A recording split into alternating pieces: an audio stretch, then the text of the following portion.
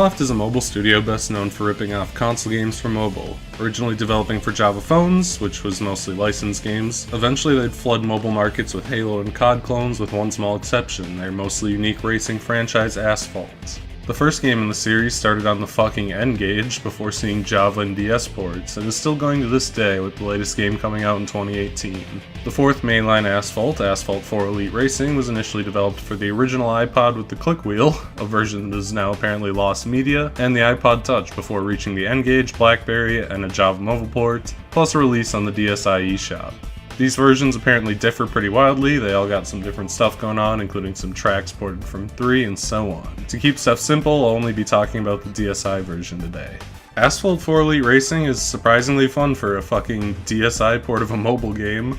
It's very arcadey and fast. Boosting is the key to getting ahead, and building boosts is done in 3 major ways. Driving on the wrong side of the road, in addition to driving close to oncoming drivers. Drifting corners, which also helps make turns and can be chained together for near constant drifts. There's also a slight speed boost while drifting, so drifting is kinda key in everything. And best of all, wrecking other drivers. Pushing drivers into walls knocks them temporarily out of the race, not only giving a lead, but a massive bump to the boost gauge.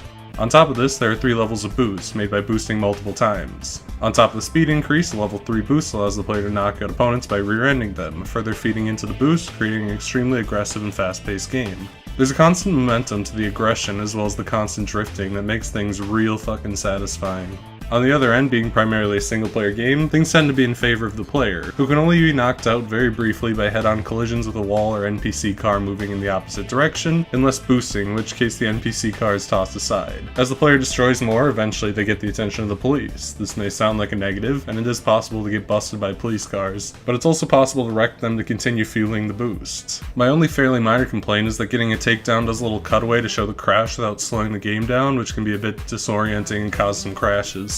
All this destruction isn't just for winning moment-to-moment races either though, as destruction fuels the money and leveling system. After every race the player gets money, which doubles his experience, collecting enough to unlock more tracks, events, vehicles, and car modifications, which can be purchased with the same money. The game has a ton of cars, plus a few bikes. As things are unlocked linearly, they tend to also get better linearly. Cars come in 2 flavors, bad controls high speed and vice versa, while bikes are very fast but can't really gain speed from boosting or knock out opponents as easily. Hitting a difficulty wall in game usually means it's time to upgrade cars. The game's very first car, the Mini Cooper S, isn't even the same galaxy as its final unlock, the Bugatti Veyron 16.4. I don't know anything about cars, by the way.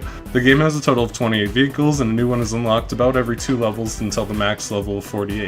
Car mods tend to be pretty simple stat modifiers and likewise tend to progress linearly. The missions in the game are also unlocked this way. The leveling system is very even, and for the most part, new levels be unlocked as they're needed up until the very last couple levels, like around level 40. It's probably going to be necessary to grind out the last few missions, but it's never too long. Los Angeles Duel is a great way to gain nearly a level per race. Speaking of Duel, I'll talk about the game's different race styles real quick. Each track has 4 missions picked from 5 gameplay styles. Race is a simple 8-car race, just reach the finish line first. Great game mode, simple premise. Beat 'em all is the king of game modes, win by knocking out 6 opposing racers, or police cars when they show up before 3 laps are done. It's a fun burnout style little chaos thing, it's really satisfying, and there's some really cool stuff where you can, if you're fast at the start, you can just knock out like 4 cars right at the beginning when they're all clumped together.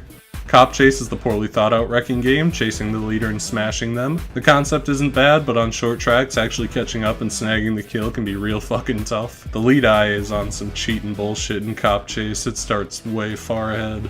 Duel is a 1 vs 1 race where the player has to wager 25, 50, or 75,000 to race a lone opponent. Even the pedestrian cars are turned off, but cops can still technically show up, although it's pretty difficult to get them to do so. Duels are comically easy. Knocking out the rival is basically a guaranteed win, and the LA Duel at max bet is an easy way to make $400,000+ per race, which is almost a level up every time. Finally is Cash Attack, a weird mode where the victor is determined by getting the most money at the end, which is accomplished by lots of wrecking, driving on the wrong side of the road, drifting, anything that builds boost basically. While it works as a mode, it's far less interesting as it's neither a race like Race or Duel or a time trial thing like Cop Chase and Beat 'em All. The game has 8 tracks: the simple and slow curving Los Angeles, a great beginner track that's super fun to master. Monte Carlo is a beautiful beachside course with wide curvy roads to learn drifting on. New York is a tight and tense but mostly straight loop through a lovely snow-packed city. Shanghai is a chaotic clusterfuck of sharp turns at night. While I love the style, this track is far too small and short for its own good, and seeing upcoming turns is a giant headache. Paris is again at night, covered in long, straight, wide roads with gentle twists that make for great drifting fodder. Dubai is nothing but sharp turns, but is wide enough that unlike Shanghai, mastery of drifting can keep the flow up very well. The level also seems to have some kind of inherent slowdown effect, where cars can't go to their maximum speed for whatever reason. St. Petersburg is the hell version of Shanghai, a grey blur of endless turns that's hell to pass through and sure to cause a lot of collisions. The one downright bad track in the game, I'd say. And Hawaii, a beautiful and incredibly wide track that mixes a bit of everything in. A great finale track with some sort of inherent speed up effect, it seems, where cars go faster on Hawaii than anywhere else. It's worth noting that the poles on bridges are obstacles that kill you if you ram into them, so just be very careful on the 2 bridges. The course selection is almost entirely fantastic, tons of variety in designs and in layout, with only 2 being weak points and only 1 being downright bad. The game is a really solid playground on mechanics with some great tracks to mess with them on. Outside of the career mode, there's quick race, random car, random track, random mode, which still earns cash, but it's a little weird that there's no option to just do whatever you want. And then there's multiplayer, which I didn't try because it's Asphalt 4 on DSi, and there's no way I could find someone to play it with me. The game's style is very charming too. Quick note, DSi emulation is a bit primitive right now, so any graphical errors you see are just that, emulation issues. I'm a sucker for the low poly stuff, and the car models are surprisingly good for what they are. Best of all are the stages. There's a great variety in the visuals of each that help them stand out and look impressive, from Paris's yellow glow to Shanghai's cluttered skyline. It's striking and works really well. Other presentation in the game is pretty basic though. The menus are about as simple as can be, and the music, while passable, is little more than that. The opening theme is like a Linkin Park type beat YouTube upload, and it's really fucking funny to me. And that's kinda it for Asphalt 4 Elite Racing. It was apparently a success because the series is still kicking, and it's honestly really fun for a mobile game port. It's fast-paced, actiony, and arcadey with great tracks and track themes. It's short and sweet and only takes a few hours to hit level 48 and complete everything. It's a really solid game that's unfortunately a bit hard to play now with the DSi eShop down and it's pulled from all the digital markets. It's impossible to get legally anymore. DSi emulation is still in a really rough state, plus a pain to set up.